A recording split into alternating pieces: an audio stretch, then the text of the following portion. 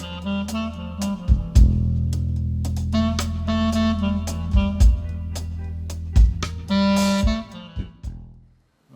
време под франковистичка Шпанија. Роден е 32 година. Шпанската граѓанска војна почнува 36-та, завршува 39-та. Видовме на последниот екран дека Кармела е застрена 38 година, значи при крајот на овој филм се случува, контекстот на филмот се случува при крајот на Шпанската граѓанска војна. Потоа од 39-та до 75-та година имаме целосно владење на Франко, па потоа се случува една транзиција од авторитарна држава во парламентарна демократија. Во цел тој период имаме еден термин за уметниците кои креираат во тој контекст во франковистичка Шпанија, што се вика франковистичка естетика, во кој што мораат артистите да креираат под некоја одредена алегорија, доста интелигентно, доста суптилно, за да може да ги изразат своите идеи, креативност, затоа што, како што знаеме, во било која длабоко авторитарна држава има голема контрола на тоа што, кој, како креира. Не само тоа, знаеме дека има многу политички затвореници, убиени луѓе, посебно тие реони на Баскија и на Каталонија се репресирани во однос на нивниот јазик, традиција и идентитет општо. После тоа, да речем, следи некое помирување за сите тие што ги правеа тие злодела. Кралот подпишува 77, ако не се лажам, се менува уставот за да не се казнат луѓето што ги вршеа овие злоста во претходниот систем. Многу слично како филмот што го гледавме вчера, како што објасна нашиот гостин Адриано Ерколани, тоа што се случи во Италија. А и многу интересно, не знам, за тие што беа вчера, буквално истите зборови што ги користеше поручникот кога прв ги виде двајцата протагонисти, дека ние сме демократи и дека ние го почитуваме законот и законот важи за сите подеднакво, беа истиот збор што вчера го кажа поручникот и сега го кажа и генералот, овие двајца протагонисти. Тука малце ќе застана и ќе најавам нашата гостинка, книжевница Грација Танасовска.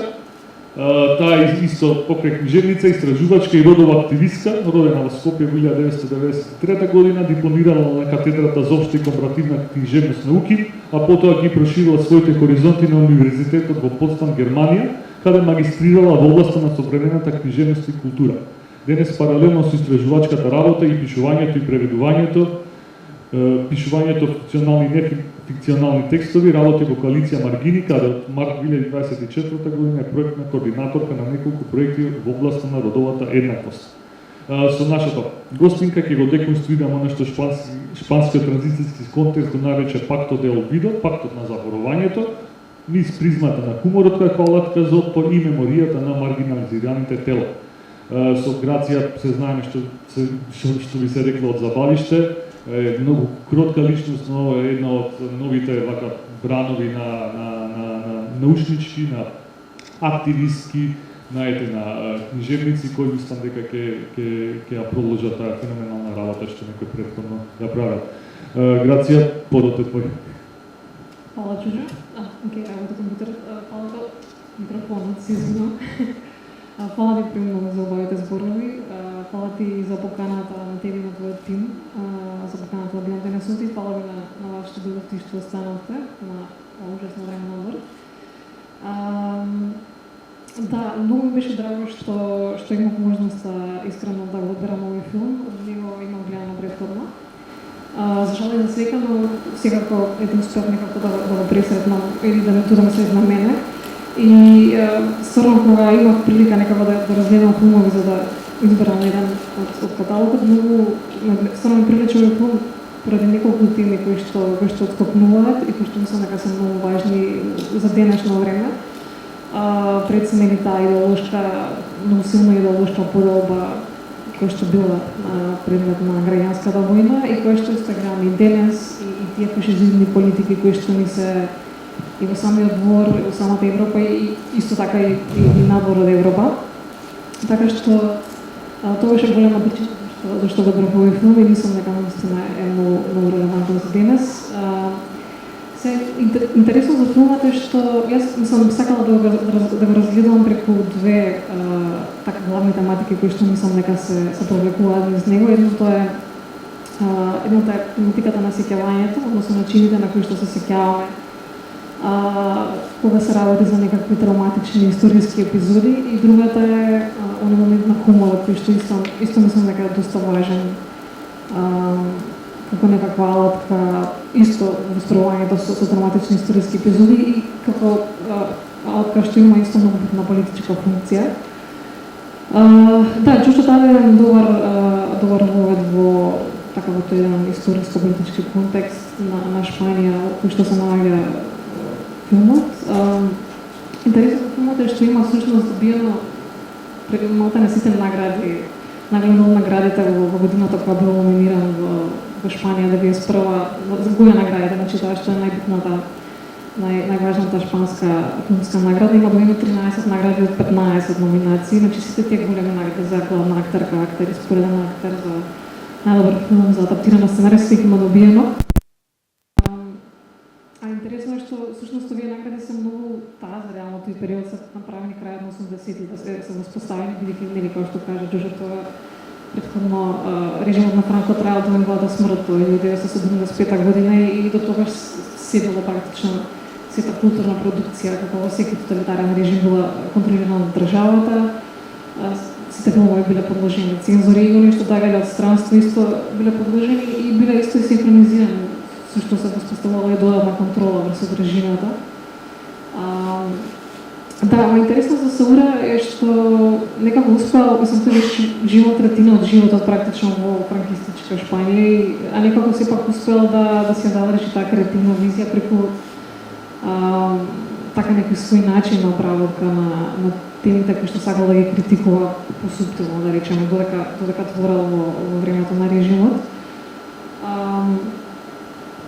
Да, но меѓутоа сега кога збориме за ќе го снабриам повеќе за Кармела, бидејќи тоа е некако или денешната тема. Кога збориме за Кармела, тој филм кој што е правен пост режимот, 15 години по официјалното завршување на режимот и во екот на таа демократска транзиција, односно веќе во 1982 официјално доаѓа на власт социјалистичка партија и тоа демократски плурализам, што го спомна Џоџо, доаѓа на власт социјалистичката партија која е центар лево, значи така прилика се рачуна. И след тој период е многу чувствителен за Шпанија, бидејќи исто и бидејќи многу голем дел од тој политички од таа политичка елита и од левицата и од десницата се плашале некако премногу директно, особено од левицата, премногу директно да се соочат со тие последици на режимот и со сите оние сета наследство,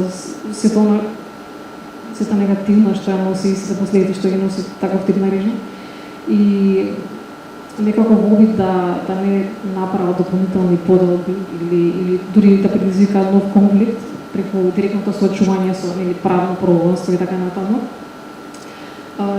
се воспоставил некаков политички консензус кој што се нарекува, кој што спомнува Џоџо, пак на заборавањето. И тоа значило дека едноставно нема да се зборува за минатото и дека ќе се гледа само кон таа демократска и кон градење на таа демократска иднина. Но работата е што не може човек, рече се 40 години на терор и репресија да ги пикне под тепих практично. Минатото се избива на свој начин и во сегашност и тоа не може да се контролира. Лесно колку и да сака човек да гледа напред. Е сега, интересно е што мислам беше спомнато на почетокот на филмот, беше напишано дека е правен според една драма на Синистера, тој е познат шпански драматург Санчес Синистера, со исто име на драма, само што во драмата има разлика во тоа како е поставено действото. Мислам како е ставен фокусот на действото. Таму е Кармела почетокот се знае дека е мртва и таа се враќа всушност како дух во сегашност, на тогашната сегашност. И му се враќа на Паулина и практично представата е само со нив двајца, како диалог помеѓу нив двајца. И е многу интересно таа фигура на духот, нели како некако спектар од минатото, што не дава на сегашноста ние на сегашноста не остана на мира, значи, односно минато што бара да биде адресирано на како било начин. И тоа мислам дека и сега добро, Саура не е тој решава некако малку поширока рамка да му даде на филмот, кај него духот е повеќе самата граѓанска војна колку еден лик. Но сепак битно, мислам дека кај него е, зашто го одгребрав тие две теми сеќавањето и хуморот, мислам дека така емблематско за тоа време е нели начините на кои што се сеќаваме. Еве Синистерата го прави преку тој моментот на хонтологи, нели на минатото што бива да умре и се враќа како духото дека не биде адресирано. Сега Синистерата, Саурата го прави повеќе преку ликовите на изведувачите, на трубадурите, користи малку и мета техники. Мислам, гледаме тука дека многу често практично може малку и како мюзикл да се гледа. Многу често имаме play within a play моменти. И со перформансите во територијата на републиканците и со перформансите во територијата на националистите. И мислам дека на Саурон било многу важно некако да се најде некој нов креативен јазик за справување со тоа травматично минато кој што и самиот го минал. И тој бил дете практично кога дошол Франко на власт, имал не знам 5 години нешто така. Прилика? Да, бил така, да. И мислам дека било, пошто самото во едно интервју има кажано дека не можел по смртта на Франко не можел одма некако да почне да се бави со темата на шпанската граѓанска војна, му требало некој поголем период на дистанца, да, за да почне да се бави со таа тема и мислам дека хуморот исто му има возможено додатно таа дистанца. Да, и оно што сакам да кажам е дека филмот општо, значи, барањето на нов креативен јазик и преку уметноста и особено филмот, мислам дека многу го дозволува тоа, бидејќи сами бројни филозофи зборат за тоа и теоретичари дека прават паралела помеѓу нели филмските техники и технологиите на сеќавање, значи монтажата, нели сечењето, селекцијата на сцени, отворањето на едни сцени, одбирањето на други, фокусот и така натаму, сето тоа може исто да се поистовети со древни техники на сеќавање. И мислам дека јас барам така некако го толкувам, да ги толкувам обидите на Саура, дека наместо нели да прикаже некаква сува историографија, тој прави практично некаква реконструкција на самото минато преку изведување на процесот на сеќавање, ако може така да се каже. И мислам дека тоа стварно го дозволуваат, значи таа артикулација на сеќавањето е всушност многу жива и е жива преку самите изведувачи, преку триото, нели, што го гледаме на сцена цело време, но исто така и преку двете страни што ги гледаме, републиканската и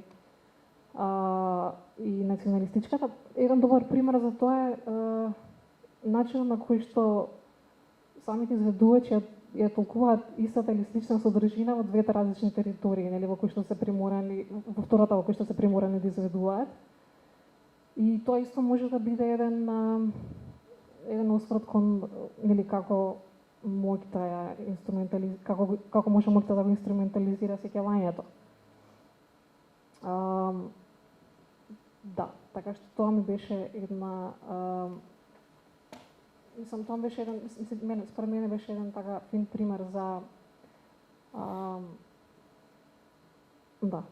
за тоа како може да се гледа на историјата. Меѓутоа, тоа не, мислам, јас не ви рекла дека дека се урае некако тука релативизира тој исторски период. Напротив, мислам дека баш има човекот си има идеолошка позиција. Мислам на крајот Кармела е убиена од националистите, од фашистите, така што и тој самиот, нели, мислам, и самиот и надворот нели неговото творештво кога зборува општо во интервјуа, самиот си има јасна идеолошка позиција. Да, сега мислам дека паралелно на овој и исто така и моментот на елементот на хуморот и хуморот како алатка е еднакво важна за овој филм. И сега нели кога се работи за војна, тоа е малце така лизгав терен, но кога ќе се изведе добро, како што мислам дека е изведено добро во овој филм, стварно може многу слоеви некако да открие на филмот. И се некако кога размислував за тоа, некако три функции на хуморот ми се појавија. Ми се појавија како важни. Едната е, нели, она што спомнав, хуморот кој овозможува дистанца и некаква леснотија, условно кажано леснотија во раскажувањето на што е речиси неискажливо или многу тешко искажливо, како што е самата траума на војната и на режимот на опресија, на опресирачкиот режим, што исто, нели, повторно прашање на јазик, нели, кој е јазикот со кој што се користиме за да истражиме една историска епизода која мислам која се однесува на толку многу луѓе. И втората, можеби најбитна според мене функција на хуморот и општо и навред овој филм, мислам дека е исклучително важна, е политичката функција за разобличување на моќта. Значи хуморот има стварно една голема моќ, хуморот има моќ да ја разобличи моќта. И мислам свесни сме колку многу диктатори едноставно се плашат од исмевање и колку се плашат од хуморот. Бидејќи тоа е она што ги прави изгледат како обични луѓе, како некој што може да биде ултимативно поразен, нели? Мислам тоа и филмот исто, особено со делот кога се случува перформансот и особено со ликот на италијанскиот поручник. Баш го гледаме во него, ја гледаме тоа исмевање на моќта, колку се труди Кутриот да биде театарски режисер, а паралелно е агент на терор. И всушност тој исмејање од самите своји, нели, колеги војници. Исто така и го гледаме тоа и во она усилено обидување да припадне на новата реалност на Паулино, каде што, нели, повеќе од доволно ја држи раката исправена во нацистички поздрав. И така натаму, и затоа и исто овој момент многу ме потсети на новата теорија за карнавализација, каде што е многу интересен концепт кој го развива руски еден филозоф и книжевен критичар Михаил Бахтин. Тој развива една теорија за карнавализација каде што практично ги анализира средновековните карнавали, каде што се испревртуваат хиерархиите на моќ токму преку пародирањето на такви некои, во тој случај со карнавалите се работи за, нели, за апсолутистичка власт, за монархија, за кралеви и така натаму. И во карнавалите, значи, смешното и сериозното стојат рамо до рамо. Таму не постојат баш такви апстрактни концепти на она со што се играат, нели, што многу сакаат да се играат фашисти и диктатори на, не знам, бог, држава, нација и така натаму. Таму постои телото и телесноста и поигрувањето буквално со хиерархиите. И мислам дека тоа исто е така доста успешно и тука прикажано. И исто и третата функција на моќта е поврзана па со низиниот обратен исто капацитет, односно моќта исто може да биде инструмент за опресија и за, како што го гледаме тоа и во кај фашистичките војници кои што се исмеваат со моцинствата. Значи, гледаме во последниот перформанс на Кармела Паулино и Густавете, дека, нели, таму се исмева, докторот е представен како феминизиран хомосексуалец, не знам, вајда исто препоставам дека и фигурата на Кармела во тој перформанс е, не знам, некако проститутка, промискуит. Мислам, такви тотално она што режимот го смета за нешто што треба да се отвори или да се сузби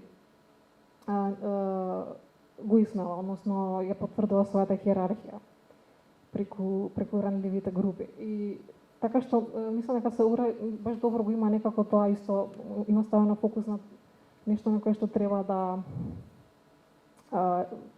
го имаме на ум. Реално и интересно ми беше моментот кога фашистичките војници го гледаат настапот на своите колеги, нели, и исто коментираат дека ќе нема спас, овие се исто хомосексуалци, таму се користи тако многу наврелив термин. Така што да, мислам во тие неки строги реакционерно католички, националистички, фашистички свет нема простор за различност. И да не можам премногу, мислам дека тука ќе заокружам, пошто не е во кука сад.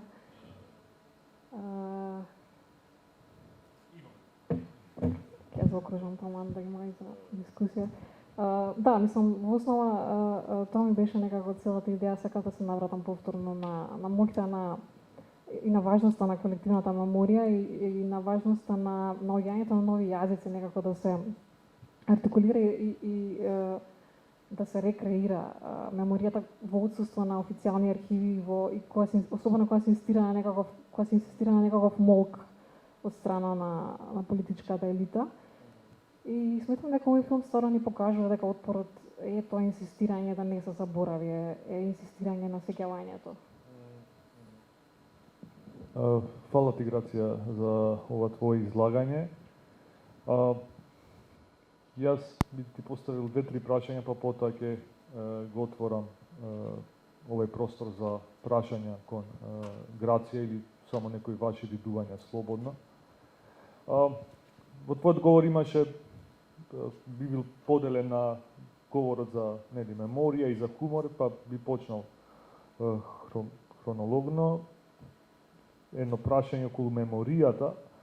Многу интересно дека овај концепт, како концептот на пактот де олвидо, пактот за заборавање, е сложен процес, очигледно, затоа што многу е тешко да се најде балансиран момент каде што сите ќе се задоволни.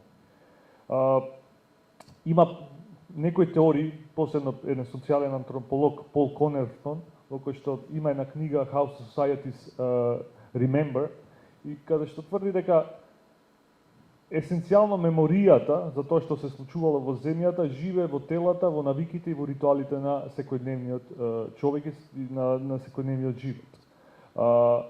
Тој тврди дека покрај архивите, каде што примарно ја бараме таа меморија, главно мора да се видат луѓето како живеат, што памтат, и таму во тие тела, во тие навики може да ја видиме вистината.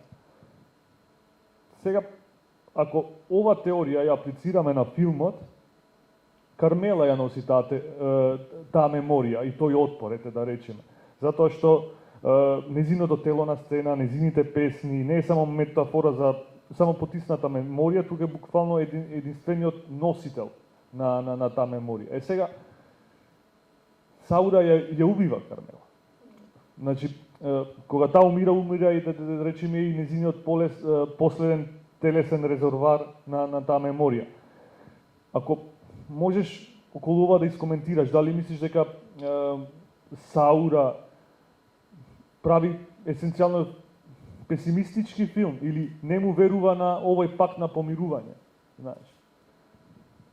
Да, ова е супер прашање. Се гледа перспектива на 1990 е исто доста амбивалентно, бидејќи, да, како што кажавме, некако има константно верување помеѓу желбата да се заборави и притисокот на минатото да не се заборави.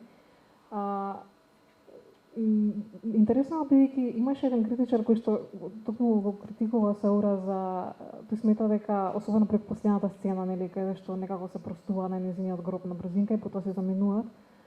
тој смета дека Саура некако се помирува со пактот на заборавањето и дека на некој начин имплицитно го одобрува или дека некако мисли дека може би треба тоа да се одржи така, но јас многу поинаку некако го гледав тој момент и таа сцена.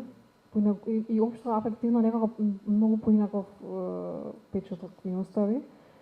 Мислам дека напротив, мислам дека со таа сцена Саура баш дава критика на општествените помирувања со пактот на заборавањето, а не нужно мислам дека тој самиот го одобрува тоа. Да, и мислам дека дури исто и тој моментот кога ликот на Густавете проговорува е некаков аманет, нели, за тој остава табличката на гробот на Кармела и тој веќе може да збори, така што може би во неговиот глас може да се не знам, некаков оптимизам да се најде во потенцијалот на неговиот глас, но секако да, многу е тешко, мислам повторно ќе треба да се врати кога нема живото тело, останува пишувањето веројатно и тука повторно ги имаме на располагање тие креативни алатки. Има една интересна теоретичарка Саидија Хартман која што развива еден концепт на критичка фабулација се вика.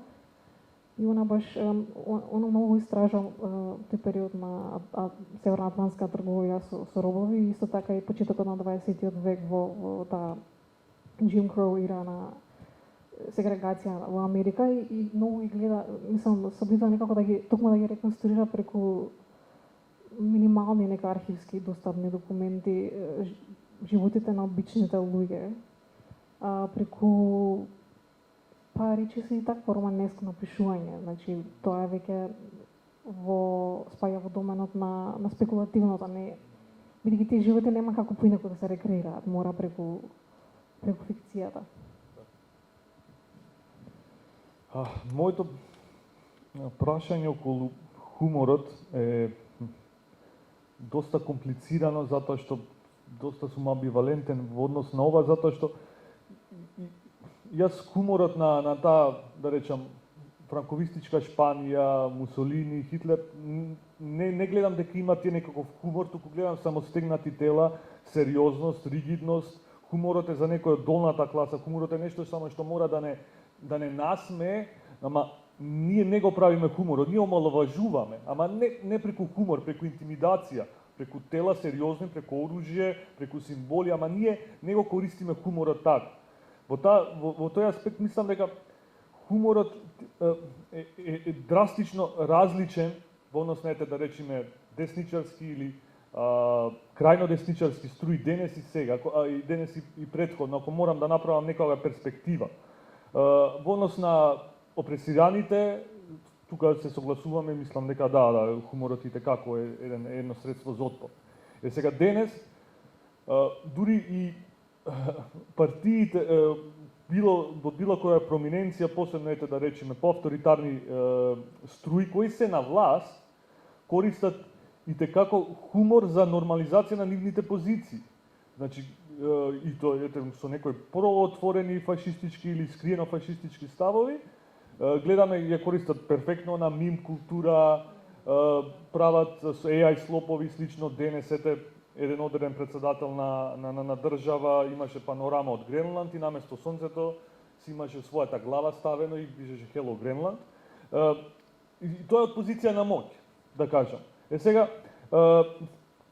колку е денес тешко да се отвори просторот за као сите имаме слобода на говор и да се направи таа диференцирација помеѓу еманципаторски и реакционерна методологија и употреба на хумор. Да, ова е исто многу битно прашање и интересно е што тој тип на инструментализација на хуморот за омаловажување и за утврдување на хиерархијата буквално во секој ниво на општеството постои. Значи од политичките елити и партии до малскиот комшија или не знам, и особено во стендап комичарите, кои што се исто така еден интересен така културолошки феномен, мислам еден интересен така сегмент од културата.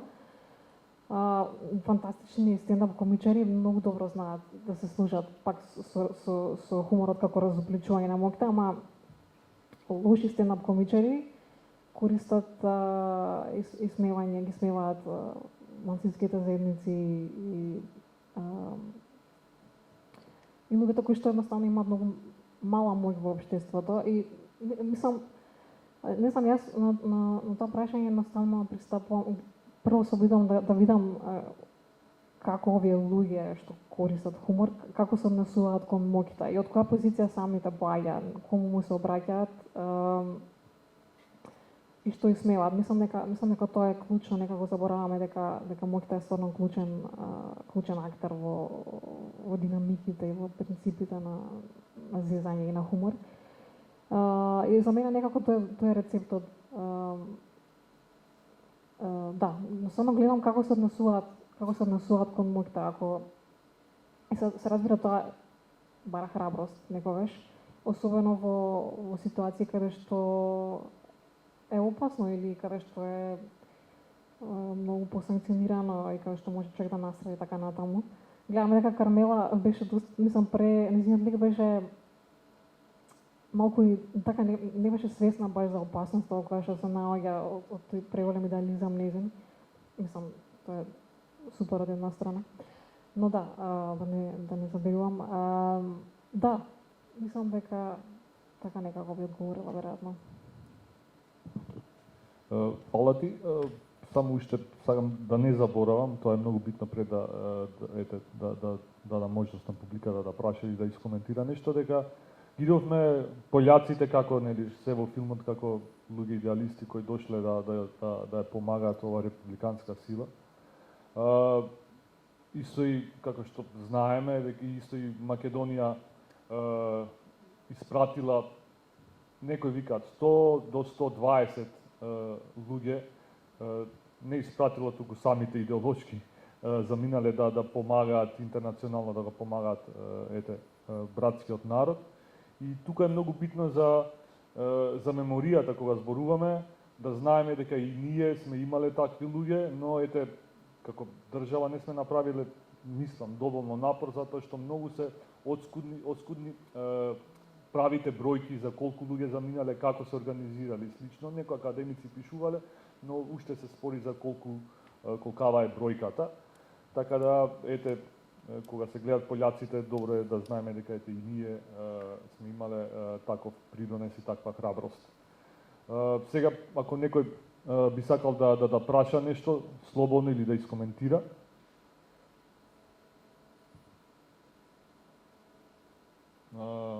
Добро, јас ќе поставам уште некое прашање, Грација, ако ми дозволиш. Ке имам запишано тука филмски кадри за да не ги заборавам за ова прашање. Имаме една протагонистка Пина во филмот Рим, отворен град на Роселини. Таа е застреляна на улица додека трча по сопругот, а незината смрт го запалува тој машки отпор. Марина Браун, кај Фасбинер, со незиното цело тело и живот се алегорија за една западно-германска реконструкција и таа буквално експлодира на крајот кога историјата повеќе нема потреба од неа. Селма кај фон Триер во Танчерката во темнина, ограбена и на крај жртвувана од систем пред окото на публиката. Низ цела историја на европскиот авторски филм женското тело е место на историска меморија како место на жртвата. Саура тука не е исклучок. Кармела пее, се смее, ја носи меморијата на републиката во своето грло и на крај умира. Тогаш прашањето, кој што не можам некако да го одбегнаме, дали Саура ја ослободува Кармела или повторно ја жртвува? Овој пат во функција на колективна катарза, на претежно машко историска нарација. Значи, може ли некога женското тело да биде носител на меморијата без да биде жртвувана? Да, фер прашање. Добро, да, интересна е позицијата на Кармела во овој филм. Мислам, да, има доста действителност, што се вика agency, од една страна. Од друга страна е многу објективизирана, мислам, натрал самата приказна и од републиканските трупи, и од фашистите. Интересен беше исто начин на кој што се представени, само за кратко само дигресија ќе направам. Публиката всушност во при перформансот на почетокот на филмот, значи таа републиканска публика, кај што публиката имаше доста жени војници. И публиката во на крајот на филмот, кога нели изведуваат пред фашистите, каде што немаше ниту една жена. И начин на кој што Паулино им се обраќа на публиката и кога се сепнува на крајот на филмот, кога се обраќа на фашистите, се сепнува, нели, дами господи, овие такви се цели да зачудени фаците, истори само господа на крај. Така што тоа исто кажу, мислам, многу ми се допадна така неки суптилни моменти на Саура, каде што ни дава слика за она радикално различната идеологија и третман кој што ги имале републиканците спрема жените и фашистите.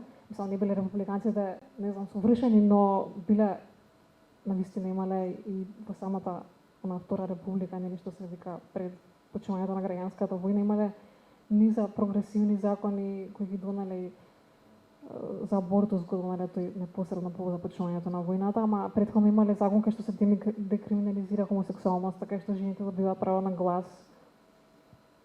Додека кога доаѓаат фашистите на властите, тоа нели се повлекува и се знае каде е улогата на жената. Така што да, од таа перспектива мислам дека така прави некои интересни забелешки Саура, но да, нека амбивалентна сум и не знам како да одговорам на прашањето. Да. Мислам дека да, има понешто од двете. Од оваа перспектива дефинитивно може да се толкува и како што кажа ти. Да, и сега тоа на крајот исто, нели, незината смрт може да се гледа и како некој тип на предупредување. Може би не толку, јас не би го гледала не толку како катарза, повеќе како разочараност или предупредување. За пустежот, нели, во нисторовен пустеж заминуваат и она тотално дистописка некоја сцена. Фала ти за овој одговор. Знам дека и јас сум тука на некоја позиција колеблива. Некој во меѓувреме да се охрабри. Океј. Ете, уште можеби една моја двојба или согледба, слободно ако сакаш искоментирај, овој пакт за заборавање е доста битен. Веројатно Шпанија најдобро знае колку е функционален, но е некаков процес. Исто во Италија, нели, сакале да се помират, па имаме киднапирање на Алдо Моро, па убивање, па потоа следи некој процес пак на некоја нормализација на односите, но се сепак процеси. Сега, и ние, можеби, многу е кревка ситуацијата, и ние сме имале во 2001 некој процес, но јас се чувствувам како да не разговараме за тој процес, и исто е тоа, како што кажа ти на почеток, пикнат под тепих.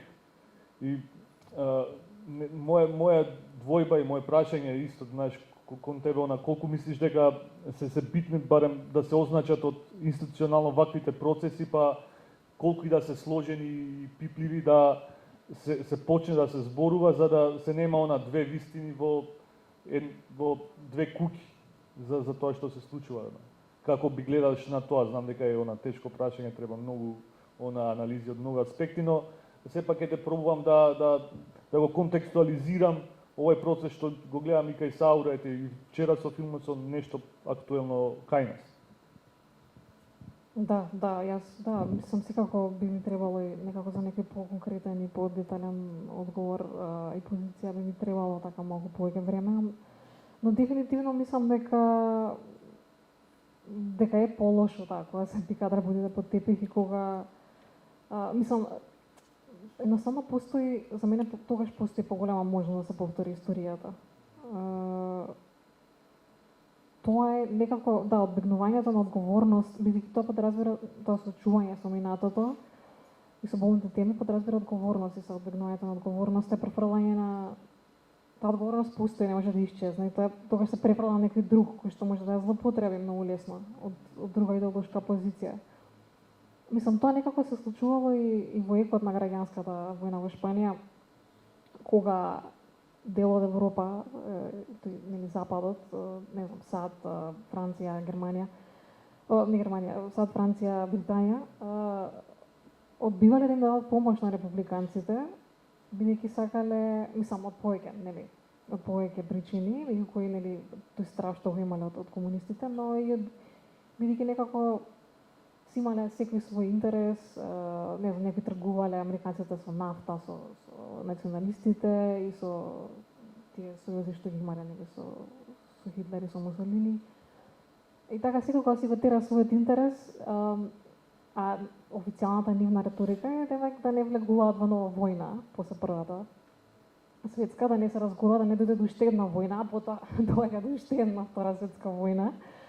Така што не знам да се вмешале и тие сили да станале на страна на републиканците или можеби ќе било поинаку, мислам. Да, food for thought.